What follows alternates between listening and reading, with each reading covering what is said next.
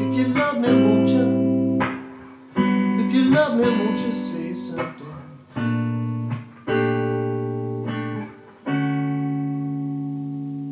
Hi, welcome back to another one chart lesson. Today we're doing Best Part by Daniel Caesar, another great little jazzy chord progression that this guy has done. It's a 4-chord progression, so once you learn these 4 chords, you've pretty much got the whole song. 2 of those chords have very slight, like 1-note variations, which I'll show you how to do, and then you've got it down. The rhythm is just like you heard there.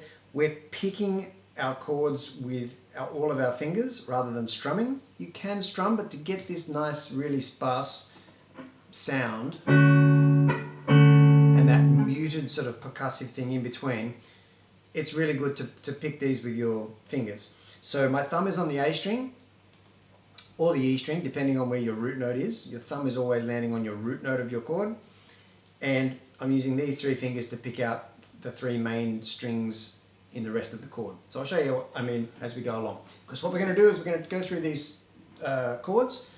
D major 7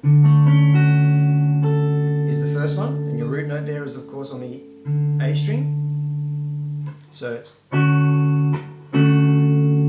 so when you come back down for that little tap, you're doing 2 things. You're muffling the strings, you're muting that chord, as well as giving your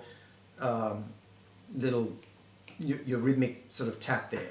And when you tap on, leave your fingers there and they're ready to lift off and pick the next beat.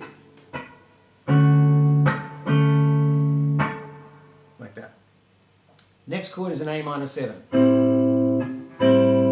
You can also play this chord this way, which means leaving out the note on the A string, 7th fret. But I usually do it this way because I'm more used to it and it's more comfortable for me. However, it also works for the little variation we're doing on this chord, which is adding our pinky to the B string 7th fret. Like that. Then we go to our 3rd chord, which is a G major 7. And then the last one, we slide that shape up 3 frets to the B flat major 7. And here is our next variation. Again, on the B string, we're moving that note up 2 frets, which means changing our shape and putting our pinky up on that 8th fret B string.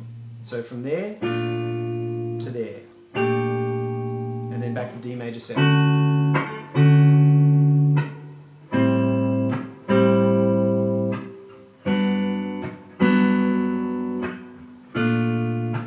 With the little variations.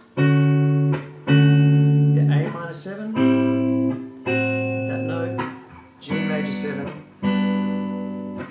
B major 7, B flat major 7.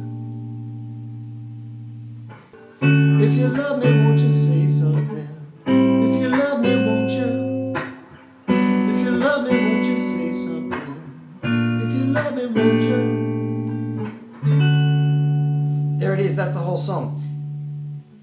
Enjoy that. You can also, you know, if you have a loop pedal or if you can record that over and over and loop it, practice something like your D major scale or any of the corresponding modes that suit.